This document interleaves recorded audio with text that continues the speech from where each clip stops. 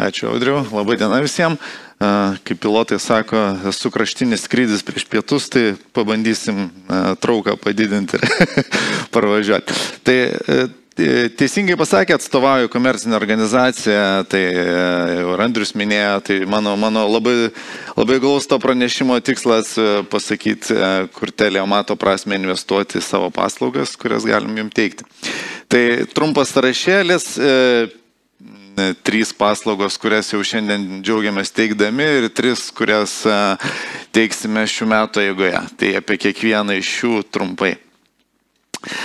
Šiandien jau daug kartų girdėjom, tai tiesiog dar kartelį paantrinsiu, paliksiu šitą temą Andriui Ribinskui, mūsų SOKO vadovui, pristatyti daugiau detalių, bet čia tiesiog truputėlis istorijos, kad SOKO kaip čia, principais ir komandom jau naudojamės labai senai, subrendom, užaugom į rinkos reguliavimai ir visa kita, ir štai jau Telia teikia ir komercinę paslaugą, kurią galima naudotis. Tai tiek iš manęs, Andrius papasakos apie gyvą pavyzdį, kaip mums sekasi teikti. Dar viena tema, šiandien jau šiek tiek irgi paminėjom, paslaugas matyti pavadinimai turbūt, kas domitės, buvo paminėto darbo vietų saugumas, turim labai aiškiai žinutės iš rinkos, kad šitą dalį dažnai organizacijos pamiršta, bet jinai jau pasidarius tiek pat svarbi, kiek ir darbo vietos. Mobilūs įrenginiai ir jų apsauga, jų valdymas, čia irgi ne praeitos savaitės istorijas, kas taigus skambutis sako, užsienį telefoną kažkas pavogė, ką daryti. Tai reikia daryti truputėlį iš anksto, pasirūpinti sistema, kuri įrenginius apsaugo iš anksto. Paruošia juos, kontroliuoja, užtikrina saugą. Tai kalbam apie MDM-ą, tai mes kaip Telia esam pasiruošę, dešinėje pusėje, turim visą ratą gamintojų, kurių pagalba galim šitą užtikrinti visiem įrenginiam. Tai tiesiog akcentai išsinešimui, turbūt kodėl to reikėtų, tai kad sakom, kad tai mobilūs įrenginiai tokie patys svarbus kaip jūsų darbo vietos, arba kartais net svarbesni, nes turim tas pačias prieigas juose. Tos svarbios informacijos juose taip pat yra standartizuotos priemonės, gana lengvai diegiamos ir jomis reikėtų pasinaudoti tam, kad užtikrintume tą saugą.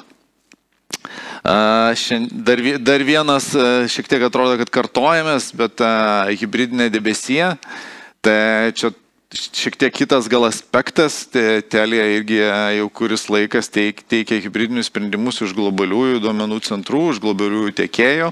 Tai šiandienos turbūt akcentas į tai, kad atsiradė sprendimai, kurie leidžia realizuoti virtualių duomenų centrų koncepciją. Tai kad galim turėti pilnas infrastruktūras nutolusiuose globaliuose duomenų centruose, globalių tiekėjų ir Telia tai teikia kaip komercinės paslaugas ir padeda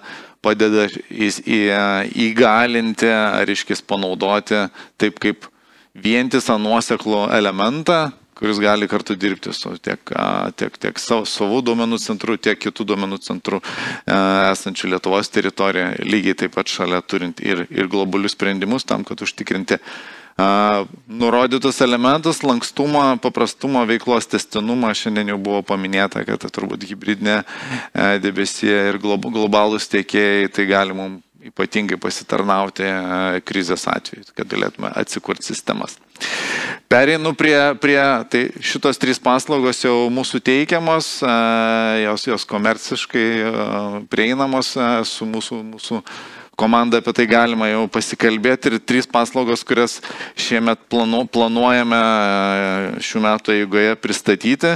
Tai ką pranešė irgi pasakoja apie CISO, tai tema turbūt plati, įvairi, bet kai mes matom augantį poreikį šalia saugumo operacijų centro, matom va tokiom kryptimis, kaip čia įvardinta, tai kad ta CISO rolė, tai mes tai matom labiau kaip pagalbininką, kad būtent vertėją tarp organizacijos ir institucijų, pagalbininką tam, kad žinot, kur eiti, susitvarkyti dokumentaciją ir atsakyti tuos sudėtingus klausimus, taip galbūt pakankamai paprastai, neturint galbūt dedikuoto žmogaus viduje su pagalba šito žmogaus, reiškiasi, realizuoti tą iššūkį, kuris kyla ir auga.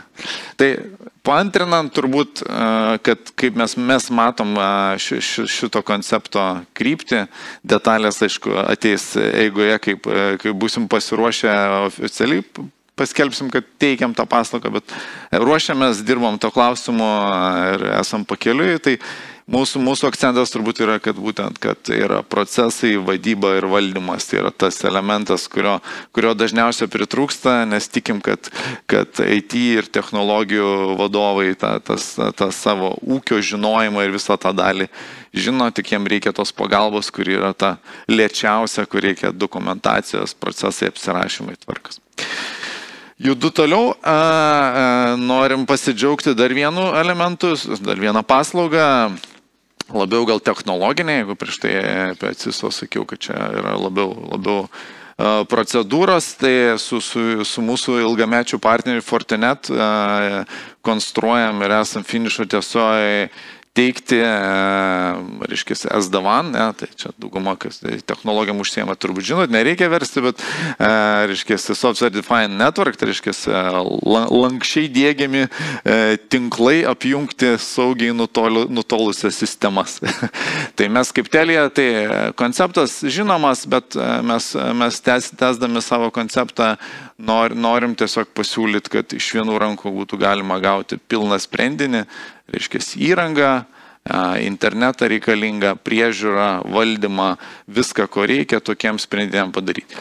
Reiškia, tai turbūt yra tų sąlygų, kada tų sprendimų reikia, visi turbūt puikiai žinot, Telia teikia ir vis dar sėkmingai teikiame ilgamečius, reiškia, sprendimus apie izoliuotus tinklus, reiškia, mūsų duomenų perdavimo sistemas.